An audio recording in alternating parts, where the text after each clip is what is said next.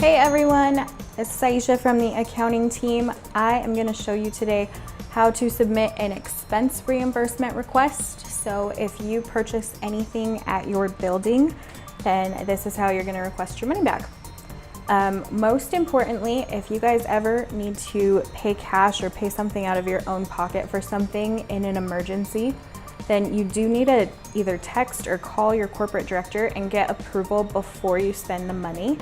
Ultimately, your corporate director is in charge of that budget and in charge of making sure you guys are being responsible in your spend for the buildings. So be sure you always get approval beforehand, and then you can come in and submit an expense report after you have purchased whatever your building needed.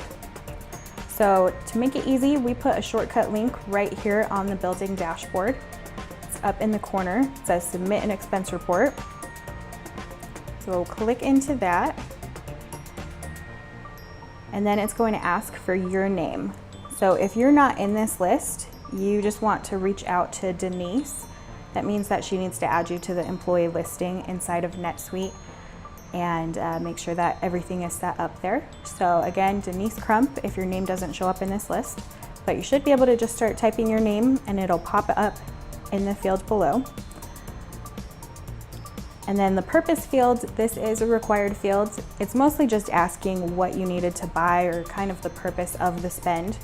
So if you were traveling and maybe you were covering a shift at another building and we need to reimburse you for the miles that you drove, you could say covering shift in Tulsa.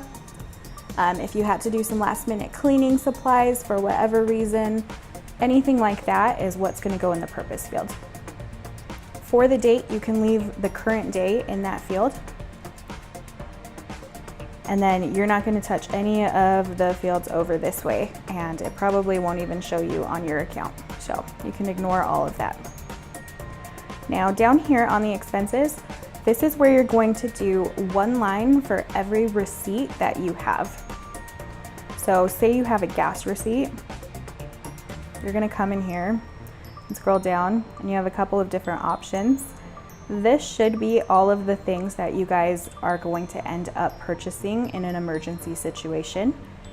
If there is a category that you feel like is missing, then message us on the accounting team and we can tell you either which category to choose or create a new category for you.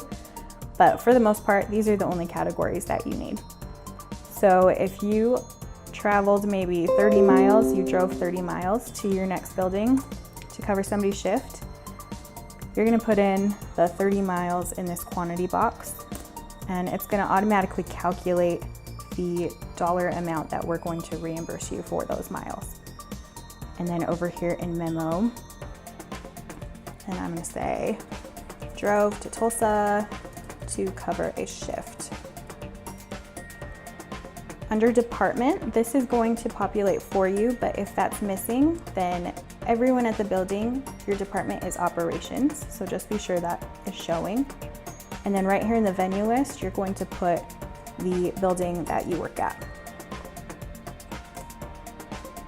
And that is all of the lines, or all of the columns that we need filled out.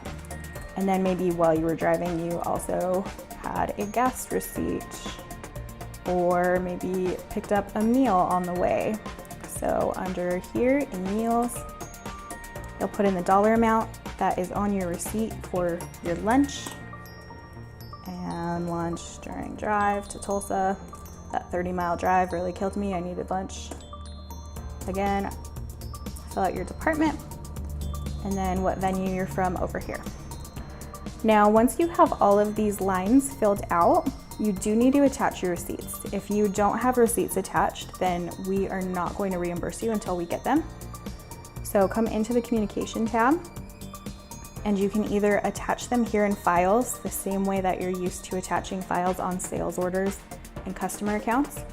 Or if you're on a computer, you can just drag and drop those receipt images right up here into the drag files box. And that is all the information that we need to reimburse you. Once it's filled out, you're gonna go ahead and hit save. And what happens after you hit save is this expense report is emailed to your corporate director, and they just have to verify if it's approved or if it's not. As long as it's approved, then we pay out employee reimbursements every single Friday.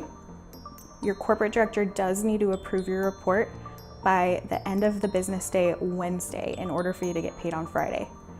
So if something's not approved by that day, then you'll get paid the following week after it's approved. So be sure that you're submitting your reports in a timely manner so your corporate directors can approve them, and we'll get you paid out. Thanks, guys.